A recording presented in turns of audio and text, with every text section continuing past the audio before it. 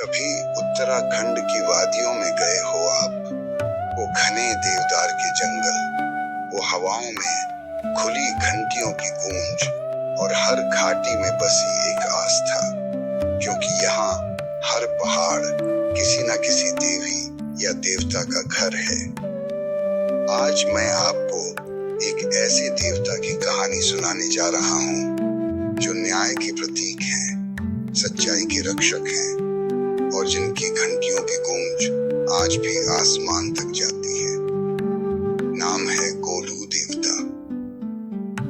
बहुत समय पहले की बात है। कत्यूरी वंश का एक प्रतापी राजा हुआ करता था, राजा छलराय। सब कुछ था उसके पास, वैभव, शक्ति, राज्य। बस एक कमी थी संतान की। उनकी रानी ने भगवान शिव और माता पार्वती का निर्जल व्रत रखा। उन्होंने वचन दिया, हे भोलेनाथ, यदि हमें संतान प्राप्त हो तो हम उसे आपके चरणों में समर्पित करेंगे। वह केवल धर्म, सत्य और न्याय के मार्ग पर चलेगा।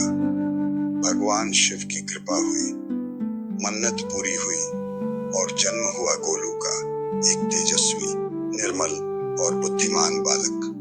गोलू बचपन से ही अलग थे। राजमहल में जन्मा बच्चा, पर मन में सबसे गहरा प्रेम एक घोड़े से। वो रोज महल के अस्तबल में जाकर अपने प्रिय घोड़े काठी को नहलाते, सहलाते और सबसे छुपकर उसके लिए तालाब से पानी लाते। एक दिन किसी ने ताना मारा, राजकुमार होकर भी एक थके हारे खेत के घोड़े को पानी पिला रहे हो? काठी का घोड़ा भी कोई पानी पीने लायक है? गोलू मुस्कुराए और बोले, ये मेरा प्रिय है और जो किसी का प्रिय होता है वो सम्मान का अधिकारी होता है। कहते हैं उस दिन से गोलू जी और घोड़े का रिश्ता सिर्फ सेवा का नहीं रहा, बल्कि वो घोड़ा बन गया उनकी आत्मा का साथी। शायद तभी जब वो देवता बने तो ईश्वर ने उन्हें वही घोड़ा दिया, सफेद रूप में, दिव्य स्वरूप में। गोलू बचपन से ही अलौकिक थे। राजमहल में पले, पर दिल हमेशा जनता के साथ रहा। गोलू बालक होकर भी न्याय के प्रति सजग थे। वो जब गांवों में किसी पर भी अन्याय होता देखते तो चुप नहीं रहते, फैसले करते निष्पक्ष। लोग कहते, गोलू के पास जाओ, वो न्याय देगा। गोलू न्याय करता है, देवता तो वही है। धीरे धीरे लोग उन्हें धरती का देवता, छोटा शिव कहने लगे। पर जहाँ प्रकाश होता है वहीं अंधकार भी पनपता है। राजा की दूसरी रानी, गोलू जी की सौतेली माँ, गोलू जी से ईर्ष्या करने लगी। एक दिन उसने राजा से झूठ कहा, महाराज, गोलू ने मेरा अपमान किया है। यदि अब आपने कुछ न किया तो राजघराने की मर्यादा चली जाएगी।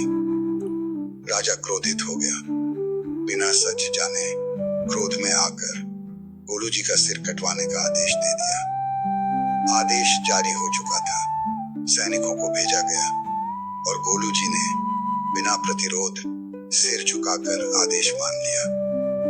उन्होंने ना तो तलवार उठाई, ना गुस्सा किया, बस मुस्कुराकर कहा, यदि अन्याय मेरे साथ हो रहा है तो इसका न्याय समय देगा। और जैसे ही उनका सिर कटकर धरती पर गिरा, अचानक तेज उजाला फैला, पूरा आकाश गूंज उठा। वहीं पास खड़ा एक सफेद घोड़ा गोलू जी का सिर अपने ऊपर लेकर खड़ा हो गया। वो सिर घोड़े की पीठ पर अपने आप टिक गया और उस घोड़े ने एक ऊंची चिंगाट मारी और आकाश की ओर उड़ चला। लोग स्तब्ध रह गए, सैनिक डर गए, राजा कांप उठा और उसी क्षण सभी ने समझ लिया, यह कोई साधारण पुत्र नहीं था, यह था ईश्वर का अंश। राजा को भारी पछतावा हुआ। उन्होंने अपने पुत्र के अन्यायपूर्ण बलिदान को देवता का स्थान दिया। गोलू जी का यह बलिदान, उनकी सहनशीलता, उनका न्याय प्रिय हृदय उन्हें मानव से देवता बना गया। राजा ने उसी स्थान पर गोलू देवता का मंदिर बनवाया और तभी से लोग उन्हें गोलज्जू महाराज बाबा न्याय के देवता मानकर पूजने लगे और जिस घोड़े को बचपन में सेवा दी थी उसी ने देवत्व के मार्ग पर उनका साथ निभाया। और तभी से गोलू देवता जहां भी जाते हैं अपने घोड़े पर सवार होकर जाते हैं। चितई गोलू देवता मंदिर, न्याय का दरबार, चितई गांव, अल्मोड़ा, उत्तराखंड का सबसे प्रसिद्ध मंदिर है। भक्तजन यहाँ सफेद घोड़े की मूर्ति को देखते हैं और यहाँ हजारों पत्र न्याय की अर्जी के रूप में टंगे होते हैं। जिसकी चिट्ठी सच्ची होती है, जिसकी आवाज सच्ची होती है, उसको गोलू जी की न्याय जरूर मिलता है। लोग प्रार्थना पूरी होने पर या न्याय मिलने पर उनके मंदिर में पीतल की घंटियां चढ़ाते हैं। कहा जाता है कि सच्चे मन से की गई कोई भी प्रार्थना गोलू देवता के दरबार से खाली नहीं जाती। जिसे दुनिया ने नहीं सुना उसे गोलचू जरूर सुनते हैं। उनका दरबार आज भी खुला है और हर सच्चे भक्त को न्याय जरूर मिलता है। अगर आपने भी न्याय मांगा